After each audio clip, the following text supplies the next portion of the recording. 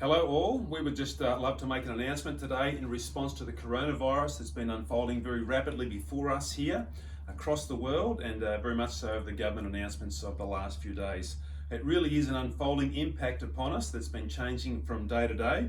As individuals and as a community at large, we are in times like never before. We've never experienced something like this in my life, at least across this world the way it is happening at the moment.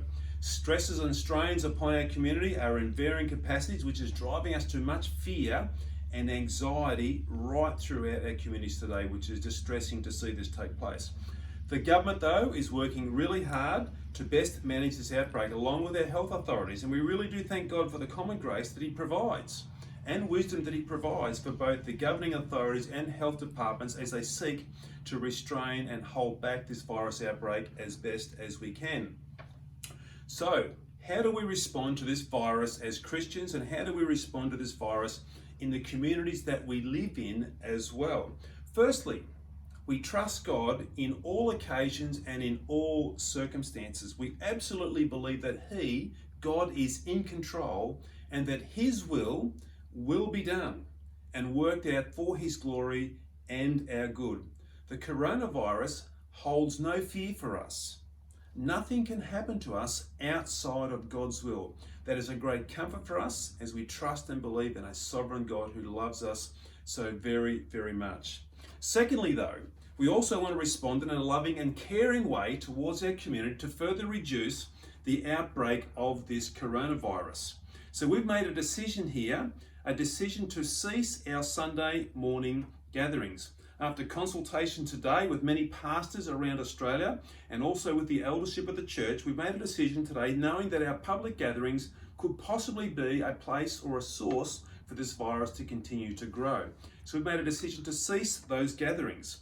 We've taken this action to show solidarity with our community. We understand that they are cancelling many events right across the community. So we want to show a solidarity with them, that we are joining with them to slow down the outbreak of this coronavirus.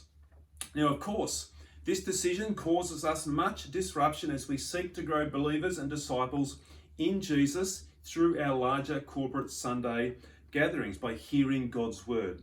We understand how vital it is to be in gospel community as well, because this is where God grows us in community in those Sunday gatherings.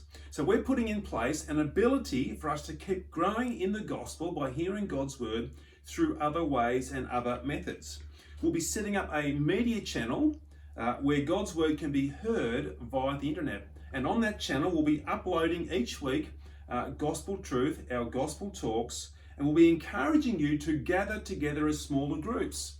Maybe 2 families together, maybe a number of couples getting together as well, and asking you on a Sunday morning to try and keep our regular Sunday morning practices going, that you might gather together at maybe 10 o'clock or 10:30, hear the Bible talk, have some discussion around the Bible talk at the end of that, spend some time together in prayer, and then after that we would say, hey, why don't we stay and have some lunch and have some fellowship and community in there as well. We think this will be a great way to continue our community and actually grow some deeper fellowship and relationships together.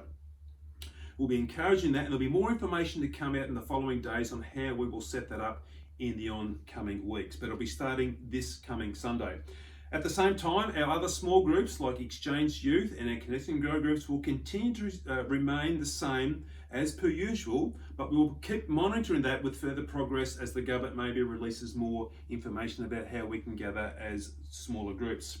In all of this and through this, we want to say, please keep praying for each other at this time. Praying for each other in our gospel community, but also for our extended larger community as well. Please maintain good connections between each other within this community, looking out for each other, asking ways that you can connect and say and talk, how are you doing, and how can you pray for each other.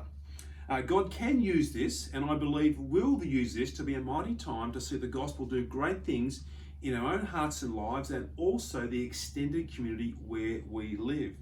We want to love our gospel community, and we want to love the community where we live. We want to see this as a tremendous time of expressing God's love in whatever possible ways we can. Now, again, I just want to recap. This is not a response out of fear. This is a response out of faith and trust in God, and it's a response in love towards God and love towards the community where we live in. So we're not responding out of fear, we're responding out of faith and love to see good things happen for God's glory and the life of the community where we live. If you have any further questions, please feel free to contact me and I'll help you out. In the oncoming days, there'll be some more emails coming out, so please check your inboxes and see the things that will be coming there to help us set up church online, as it were, in the coming weeks. Thank you.